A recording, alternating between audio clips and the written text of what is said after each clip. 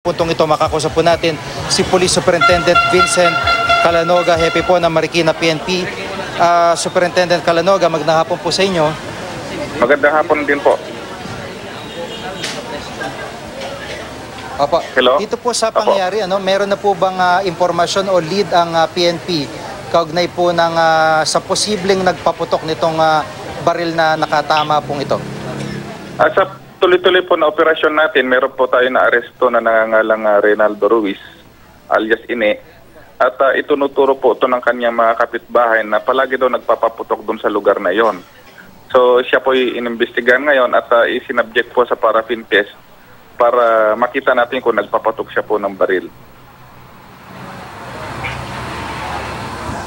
Opo. Pero may nakuha ho bang armas sa kanya at itong resulta po ng paraffin mga gaano po katagal?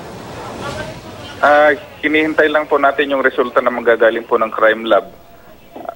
Wala po nakuha na baril sa kanya pero pinapatunayan po ng mga magkakapitbahay doon na meron po talaga siyang baril. Opo, karaniwan parang parte ng investigasyon yung kumbaga parang yung dinodrawing yung radius o yung pong trajectory. Sa tansya ho ba ng mga investigador nyo talagang kumbaga posibleng malapit na siya nga maliban po sa pahayag po ng mga kapitbahay?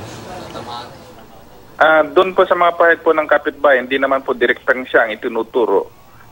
Kaya po pag-aaralan din po natin yung sinasabing trajectory po ng pagpasok ng bala doon sa bubong hanggang sa may kisame para makuha po natin yung distance kung nang kinatatuyuan nung nagpaputok. Idudulog po natin to sa mga eksperto po sa mga ganitong kaso. Anong klase pong bala ang nakuha po doon sa lugar? Sa ngayon po, nasa loob pa po ng katawan ng biktima yung slag o yung bala. Kaya hindi po natin matiyak kung ano po talagang caliber ang ginamit. Opo. Maraming salamat po sa pagkakataon at makikibalita po ulit kami sa inyo. Si Police Superintendent Vincent Calanoga, ang hepe po ng Marikina PNP. Maraming salamat.